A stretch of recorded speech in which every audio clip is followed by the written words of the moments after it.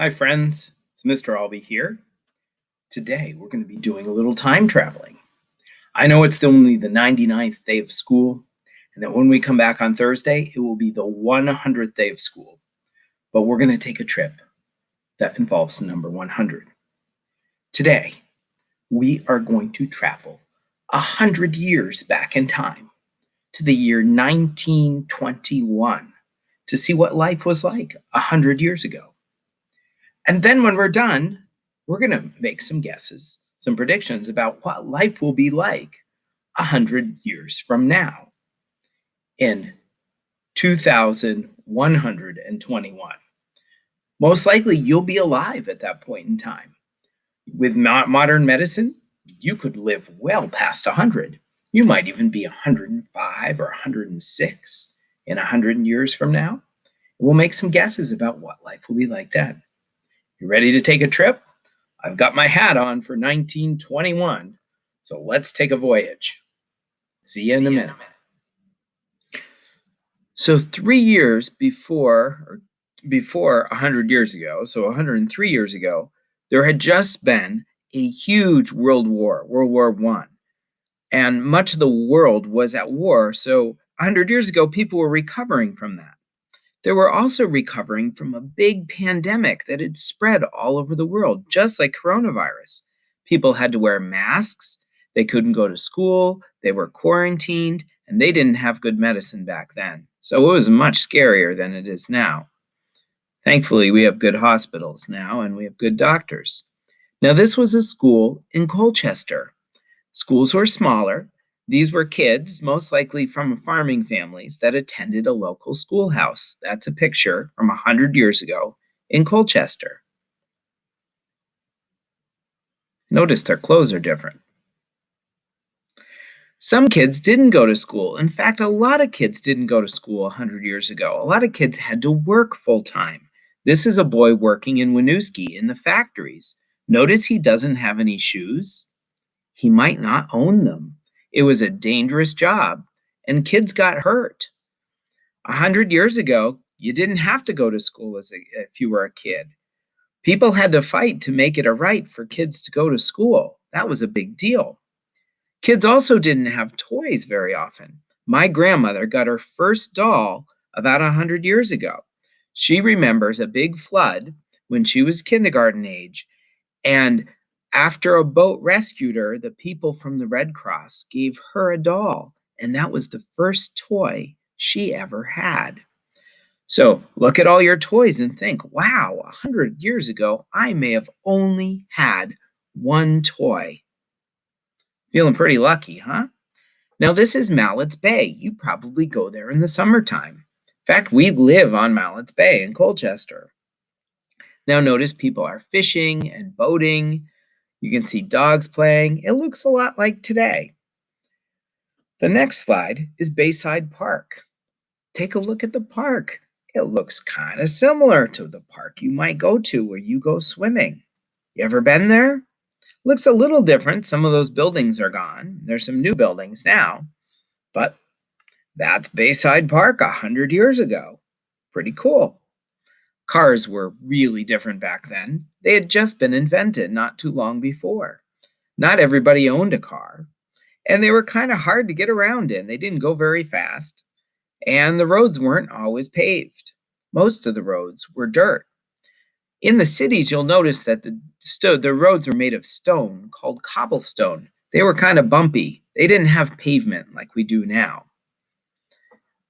Here are some people driving down the cobblestone streets. In Colchester, most likely they were dirt. And in fact, this is Burlington crossing the bridge to Winooski. And the road is dirt. You'll notice the old cars. That is a store. They did not have grocery stores 100 years ago. They had little corner stores or general stores where you bought some of the things you need. People also got the things they need from farms. And farmers often didn't have tractors. Some people had tractors, but tractors were pretty new back then too. Oftentimes, people used horses to do a lot of their work. And don't forget about bathrooms. Most people in Colchester did not have an indoor bathroom. If you had to go to the bathroom, you went outside to an outhouse, which was a little shed with a hole in the ground, and that's where you went to the bathroom. And boy, was it cold in the winter. No buses either. My grandmother used to ride these. These are called trolleys. So buses hadn't been invented yet. So people would take a trolley from one side of town to the other. But only the big towns had trolleys. And forget about airplanes. Very few people traveled on airplanes to get places. If you needed to go someplace far away, you would take a train. Cars were too slow back then. Took forever. Better off in a train. Lots of people were moving in trains across the country. Many African American families were leaving the South and heading to the cities in the North, they called this the Great Migration. And with this movement, people were looking for new life and new jobs in factories. People settled in neighborhoods and started sharing a new way of life. With that new way of life came jazz. Jazz is America's greatest contribution to music. The whole world smiles when they hear America's jazz. This was the sound of jazz and the new sound that was coming out of neighborhoods in the cities in the North, like Chicago and New York. And don't forget cities like New Orleans in the South. Thanks to Louis Armstrong, to many other jazz musicians, Sidney Bechet, many of the men and women who took jazz to new levels and spread it around the world. Now the whole world knows that America's music is great. Also, people were moving to this country from other countries. After the war, it wasn't always safe in some of their countries, or there wasn't enough food. So people were moving to this country, and there were many Jewish families that moved here to get away from dangerous situations and be safe. And the first thing they saw when they came here was the Statue of Liberty in New York City, smiling upon the boats of people coming to make America a new place to live. Don't forget, 100 years ago, women got to vote for the very first time. Wow, it took a long time for America to allow women to vote, but it finally happened 100 years ago. These ladies are saying, let us vote. Fashions were also starting to change. Look at how the dresses and hats on these ladies looks different. Kind of new, kind of fashionable. With the fashion came new dances and new ways of life. Men also had some new fashions too. Hats were really in style.